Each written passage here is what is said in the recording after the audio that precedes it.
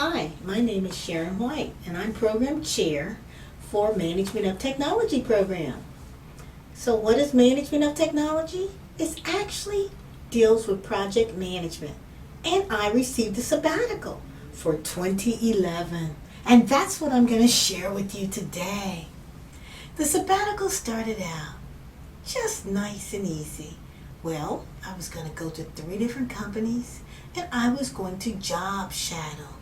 And then things started to change. Hey Sharon, I've read your sabbatical request. I have an idea. What do you think about the concept of Project Managers Without Borders? It'd be a great way to advertise your program and an opportunity to give back to the community. What you think about it?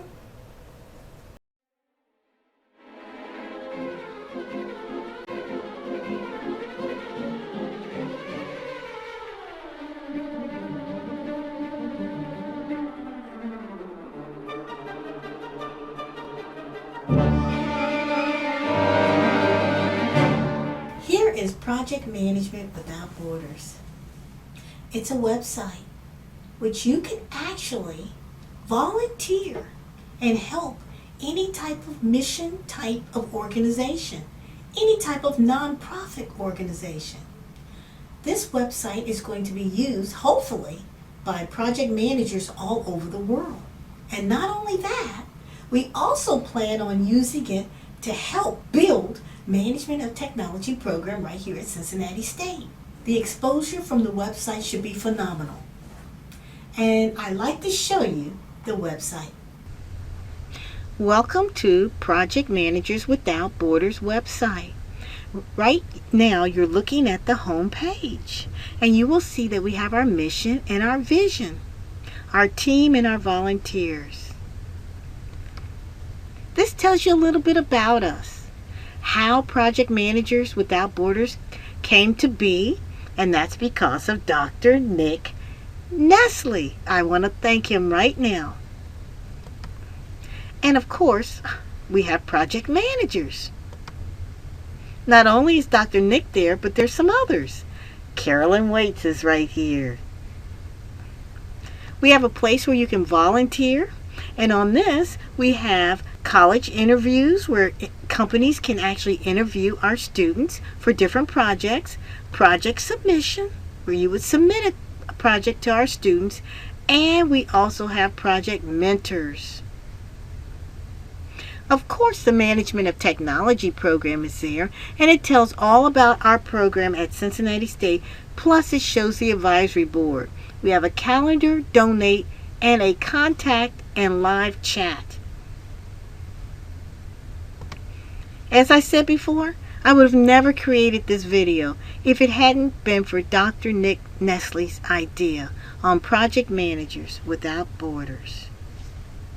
The website took me to the next event where I was able to use my project management skills. I went on Cruise with the Cause. Over 3,000 people went to Jamaica on a mission trip. And we brought 8 to 10 tons worth of school supplies. Part of my job was to help coordinate the school supplies. That means getting everything ready, getting it bagged up, and getting it out to the schools. We went to over 60 schools. It was an awesome event. We also worked with the Jamaica Fest, which had over 60,000 Jamaicans attend. It was awesome. And 21,000 lives were changed in the Jamaica Fest. So, Project Management Without Borders, I was able to actually go on a cruise and use my skills. I was the first project manager without borders, which makes sense since Dr. Nick thought this whole thing up.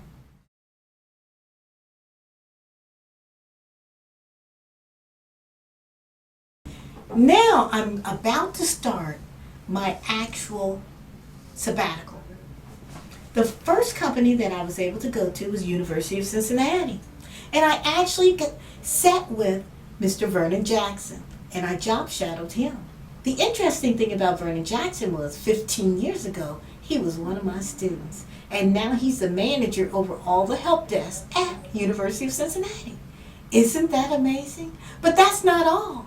There were 8 other students there that were all managers in the IT area. And I taught all the students.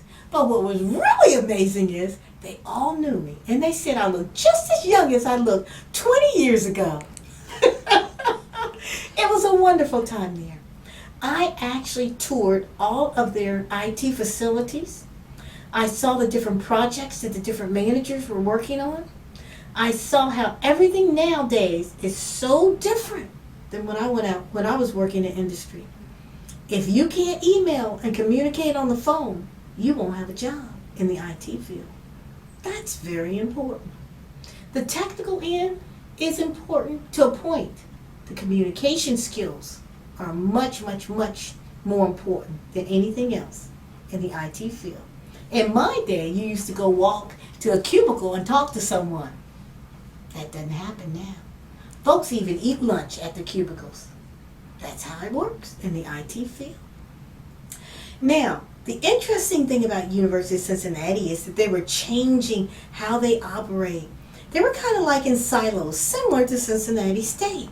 However, because of the same problems we have here as far as budget, they had to change their operation.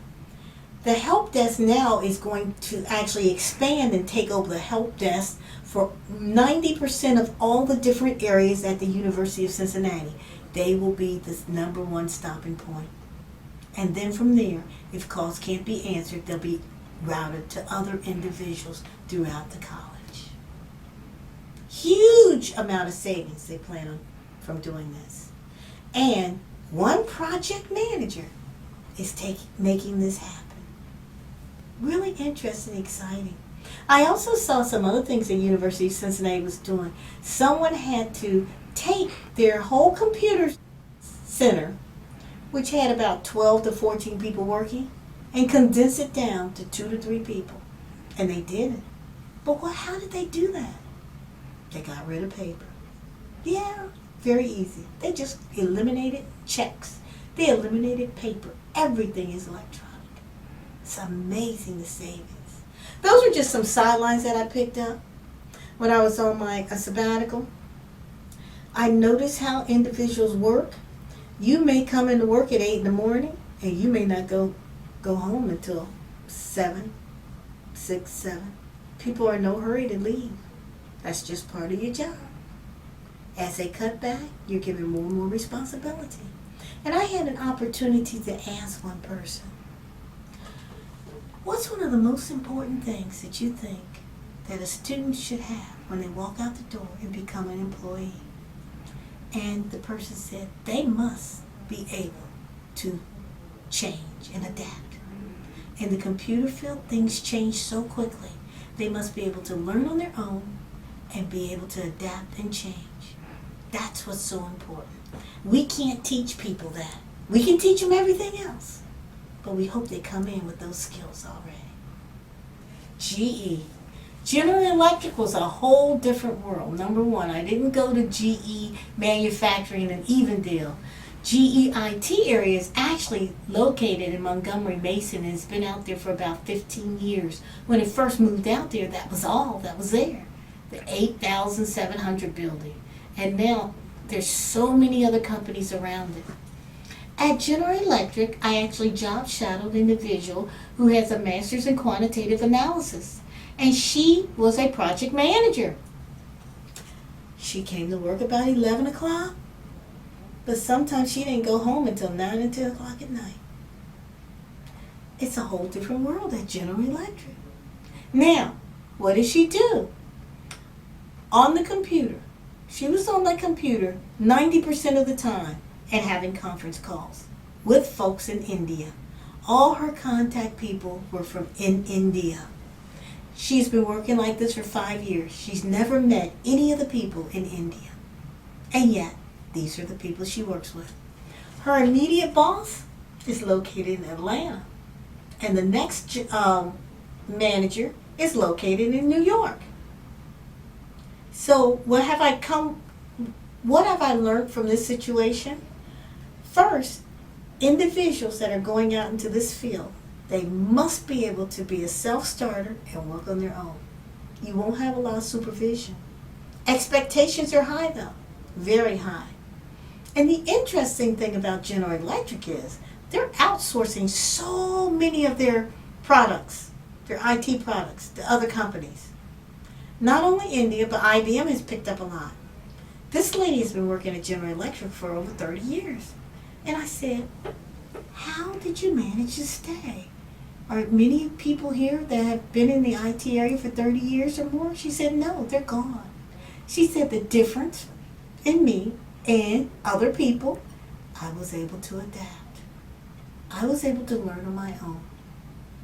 And that's why I'm still here. That's how she felt. So, what does that tell me? Couple of things. The first thing, my students, before they go out, they must have at least an online class and work in virtual teams, because that's the real world now. Virtual teams, and thank goodness I've got one of those classes in my program already. The next thing, my students need to understand how to communicate in email. And in the business English class, I believe, it teaches students how to communicate differently. I'm going to make sure my students have that skill also. The third thing, students coming into my program, they need to learn how to adapt to what's going on around them and not expect to be spoon-fed. They have to be able to learn on their own. Now, I'm looking into developing an intro to technology management course. And in that course, we're going to set students up in different situations and see how they operate. If they can't learn to adapt, then we need to let them know up front, not when they're ready to graduate, that maybe this isn't the field for them. It was a lot of experience. It was a wonderful time. I had lots of contacts.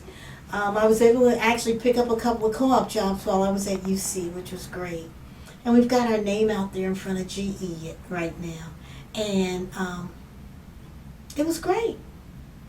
So total, I spent over 3 to 4 weeks in industry, and over 3 to 4 weeks actually developing the Project Manager Without Border website and going on the Sabbatical cruise.